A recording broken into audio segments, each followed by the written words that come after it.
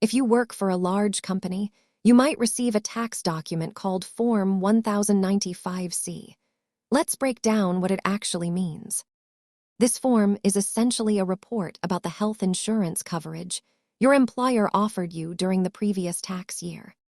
Large employers are required by the IRS to send this to employees to prove they offered affordable health insurance options. The form lists your personal data, the specific months you were eligible for coverage, and the cost of the lowest plan offered. Don't confuse this with the 1095-B. The C form is specifically for large employers to report on offers of coverage. While you don't usually need to attach this to your tax return, keep it in your records to verify your health coverage status. The golden rule is to save this document. It is a vital piece of evidence for your personal tax history. Thanks for watching. Understanding your tax forms makes filing much easier. Check back for more finance basics.